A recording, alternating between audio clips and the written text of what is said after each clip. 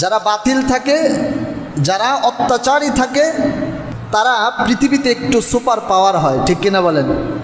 আচ্ছা বলেন তো, মুসা আলাইহিস সালাতু ওয়াস সালামের জামানায় মুসা আলাইহিস সালাতু ওয়াস সালাম শক্তিশালী ছিলেন নাকি ফেরাউন ছিল?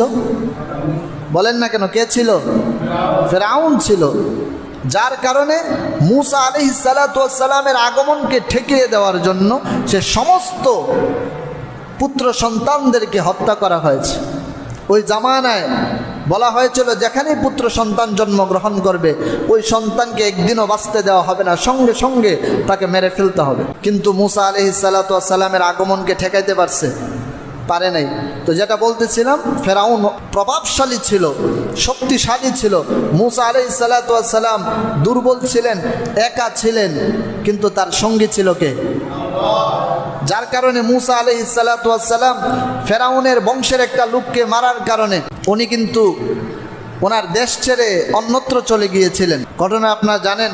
ওখানে গিয়ে শুআইব আলাইহিস সালাতু ওয়াস সালামের সাথে দেখা হয়, ওখানে গিয়ে বিবাহ হয়। তো মুসা আলাইহিস সালাম কতটা দুর্বল ছিলেন যে ফেরাউনের ভয়ের কারণে উনি ওনার স্বদেশ ছেড়ে পালিয়ে গিয়েছিলেন। মুসা আলাইহিস সালাতু ওয়াস সালাম কতটা দুর্বল ছিলেন। যখন আল্লাহ নবী বানালেন তখন আল্লাহ মুসা আলাইহিস সালাতু ওয়াস সালামকে বললেন, যাও ফেরাউনের কাছে আমার বার্তা পৌঁছে দাও, সে বড় খোদা কখনো হতে পারে না, আমি এই পৃথিবীর অধিপতি, আমি এই পৃথিবীর রব, সে কখনো বড় খোদা হইতে পারে না। তখন মুসা আলাইহিস সালাতু ওয়াস সালাম কি বলছিল জানেন? আল্লাহ, ওই যে একটা মানুষকে হত্যা করছিলাম সে তো আমার নামে পরোয়ানা জারি করে দিয়েছে, আমাকে মেরে ফেলবে, আমার ভয় হয়। তখন আল্লাহ রব্বুল আলামিন বললেন, মুসা তুমি যাও, আমি তোমার কথা শুনবো এবং তোমার কথা দেখবো। সুবহানাল্লাহ।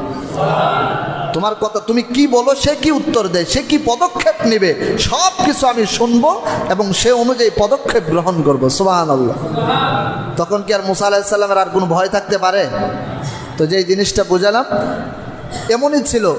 বিশ্বনবী রাহমাতুল লিল আলামিনকে যখন আল্লাহ পাঠালেন তখন আরবের মধ্যে নবীজি সবচেয়ে দুর্বল ছিলেন।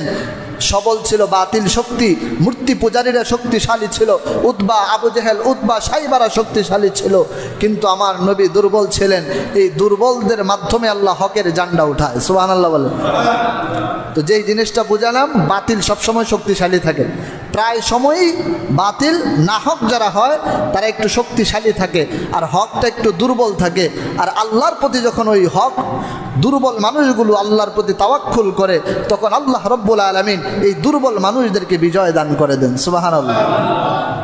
যদি মুসলমানদের ইতিহাস দেখেন, বদরের প্রান্তরে 313 জনকে নিয়ে আল্লাহ রাসূল সাল্লাল্লাহু আলাইহি ওয়াসাল্লাম 1000-এর মোকাবেলা করেছেন।